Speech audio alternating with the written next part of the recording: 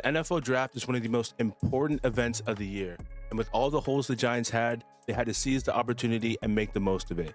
So today, we're going to be going through all the picks that the Giants had in this year's draft and grading them on a scale of A to best to F the worst. My name is Sam Maluma from Roundtable Sports. Let's get it. All right, guys, real quick. If you guys want to make your games way more interesting, you got to check out Prize Picks. It's really simple. You just hit more or less on player stats, and that's it.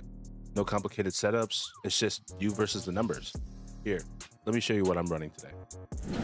All right, so even though I live in the state of Maryland, so I don't have the regular Prize Picks, I still can make picks on almost anything like climate, crypto, mentions, politics, music.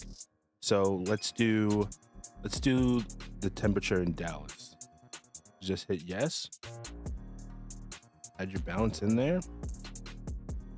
And hit submit entry. And boom. There we go. And that's why I like Prize Picks. It's quick and simple, and it keeps me locked into every play. Right now, new users can play $5 and get $50 in lineups using code HMA.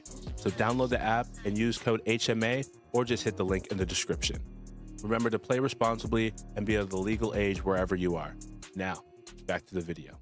All right, in the first round with the 5th pick, the Giants took Arvell Reese, and I'm not gonna lie, like, this pick absolutely rocked me. Not because of who we selected, but like how we selected him. Because in my head, okay, let me get this straight to you guys. So in my head, I'm thinking Arvell Reese is gonna go 2nd or maybe 3rd. Like, he's not going to fall into our lap. Lo and behold, I'm sitting in the press room, you know, watching the draft, waiting for the players to come and do the interviews. And I'm like, wait, Arvell Reese just fell to 5th in our lap? Like, we low-key just stole the best player in the entire draft? Holy. Now, people are saying that, like, we don't really know where we're going to play Arvell Reese, whether at inside linebacker or outside linebacker. To be honest, I don't really care. He is the best talent in this entire draft, maybe besides Caleb Downs. Like, we will pick him and we will figure out a way to play him or where we're going to put him. It does not matter to me. Just the sheer talent alone justifies taking him at 5. Justifies. Then we have Francis Mauigoa at the 10th overall pick. Honestly, okay, I'm not going to lie, guys. I was not expecting us to grab Mauigoa, like, at all. Like, I know we needed like offensive linemen, but like, it didn't cross my brain that like we would take one at 10. Like, knowing the Giants, dude, like, I figured they'd find a way to like mess this up, but like, they nailed this perfectly. Like, I'm thinking, okay, we could go back-to-back defenders and get Downs at 10, but like, Mauigoa is perfect, bro. Like, he's probably one of the best offensive linemen, if not the best offensive lineman in the draft. The way that he's so elite at run blocking, like, I'm telling you right now, with Mauigoa and then Ricard as our fullback, bro, like, we are going to have one of the best run games in the league. Like, there's no doubt about it. The way that Harbaugh is building this offensive line in this run game with Scadaboo, my only issue is that, like, how is Scadaboo going to be like coming back off of that terrible injury? But I'm feeling that like our offensive line is going to be way more improved than it was in past years, and that was probably one of our biggest issues. I know you Giants fans understand this. Like, our offensive line has just been trash. Like, every year, it's just Andrew Thomas and friends. So the fact that we got Mauigoa, bro, is such a huge boost. And not only at that, like, he could play tackle, he could play guard, he could play wherever we want to put him. So if someone goes down, we can just shift them along the offensive line. Like, it's so versatile. It's crazy. Although, like, I'm not gonna lie, I'm still kind of mad we missed out on the Caleb Downs sweepstakes, bro. That man. Oh. Then in the 2nd round with the 37th overall pick, we took Colton Hood.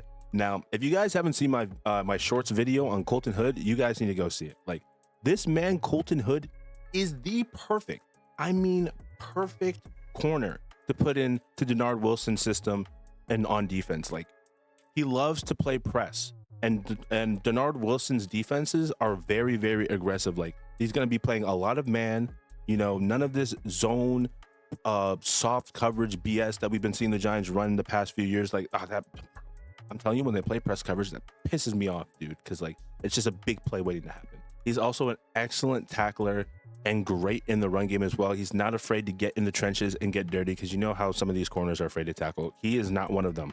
And seeing him at the Senior Bowl, bro, this man was probably one of the most arrogant and just, he doesn't care, bro. And I love that shit. Like, he's just a dog, man. And this is what like the Giants need on their defense. They need some dogs, bro. Then in the 3rd round with a 74th overall pick, the Giants took Malachi Fields. Also, if you guys haven't seen my video on Malachi Fields, bro, I'm telling you this right now, bro. Like, we are 4 for 4 right now. 4 for 4. Like, I told you I was going to be grading all these guys, but like, they're all A's so far. Like, and they're just all A's. Like, I'm not even being biased right now. Like, for real, they all just, maybe besides Arvell Reese, I mean, I'd probably give Arvell Reese like an A- at worst, dude, just because his talent is just that good. But Noah, huge need, A+. Colton Hood, huge need.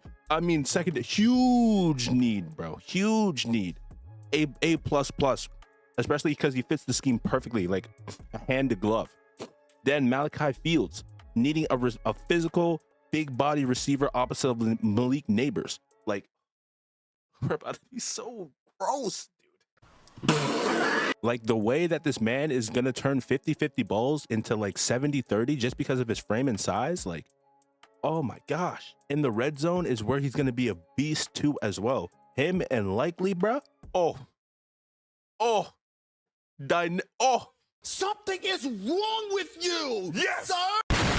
Like, he's going to be an absolute mismatch against smaller corners, like in this league.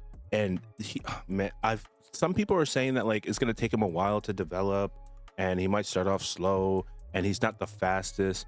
Like, I don't think you guys are getting that. Like, he's not meant to go 90, 80 yards to the house. Like, he's going to be moving the chains on 3rd downs. He's going to be a big time target in the red zone. I think our offense just got exponentially better because we drafted Malachi Fields. Now, going all the way to the 6th round with the 186th pick, the Giants took Bobby Jamison Travis. Now, I'm not even going to lie to you, bro. I was not aware of Bobby Jamison Travis. I was not. Like, apparently he has good size and length with adequate upper body power, but at the same time, he's looking like he's a work in progress. And, you know, that's what you expect out of a 6th round pick. Like, let's keep it honest. But at defensive tackle, this is definitely something that we needed for sure, especially after Dexter Lawrence got traded to the Bengals. We definitely needed to beef up the defensive tackle spot, and this is a good pick. Like, I'd probably give it a B, honestly, just because of, you know, what the team needed. And you know, we could even go into the free agency and look for more defensive tackles to sign. I know DJ Reader has been on the radar, so that could be another player to watch out for. Also in the 6th round with the 192nd pick, the Giants took JC Davis, offensive tackle out of Illinois. I like this as well, you know, to reinforce our offensive line. Now, the key word here, guys, is durable. Like, durable. Because, you know, our offensive linemen be falling like flies. I'm telling you, like, our offensive linemen be going out for having bad breath. Like, I don't get it. Now, he's also going to be, I'm assuming, a work in progress, hence the 6th round pick. However, this is definitely some more depth to our offensive line, which is something I think that we will need down the line because we're going to be playing such a physical brand of football. So I'm not going to expect us to be, you know, healthy throughout the entire season. However, but this adds depth to that. So overall, I give this pick a B, like a solid B, not a B+ or a B-, just a solid B, just for the depth. And then lastly, we have Jack Kelly, our last pick, 193rd overall in the draft, linebacker out of BYU. Now, I'm not gonna lie, I have not seen this man's tape, but apparently I'm hearing this dude is a dog. 2-time team captain with 4 productive seasons between Weber State and BYU. He's a burly linebacker with adequate play speed and desired aggression. See, I like that. Aggression. We need to bring that big dog physicality, aggression onto this defense. You know, Arvell Reese is going to be there. We also have Colton Hood. Like, this might be good. I like this. His reaction time is average, but struggles to find his leverage and fit as a run defender pop up too often on tape. Interesting.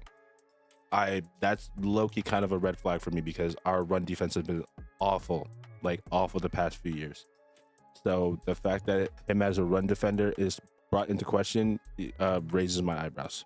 He has a strong punch but short arms and can get stuck to blockers who sink their hands in.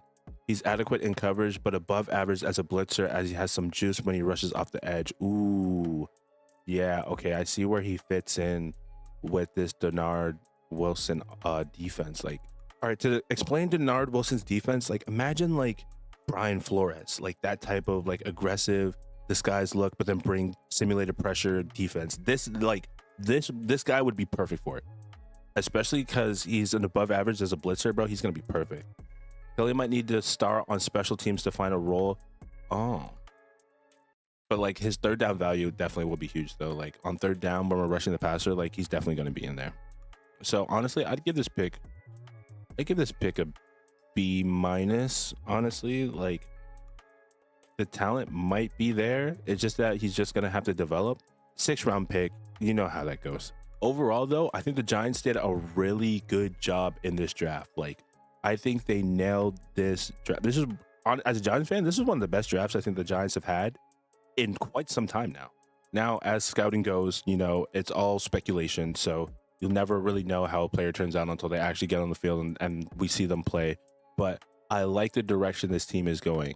So I think that with some time and with Harbaugh's guidance, we might be able to do something this year. I wouldn't be surprised. Let me know what you guys think in the comment section below. Do you think the Giants nailed this draft, or do you think there's still some work that needs to be done? Let me know in the comments below. Also, I forgot to mention this in the last video. Let me know where you guys are from, because I want to know how far Giants Nation goes. I'm personally here in the state of Maryland by the nation's capital. I know it's weird being a Giants fan in Commander's territory, but I don't care. The big big blue. You know what I'm saying? We outside. You hear me? But I'm going to catch you guys in the next video. But until then, this is Sam Maluma from Roundtable Sports. See you guys later. Deuces.